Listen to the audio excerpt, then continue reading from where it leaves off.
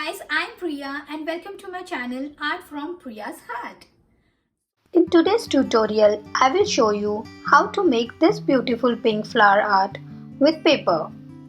You can put pearl in the center of flower if you have it. Here I have used pink color for the flower, but you can go with any color. You can make bunch of these flowers and place them in a vase to give your house a new and refreshing look. So let's start.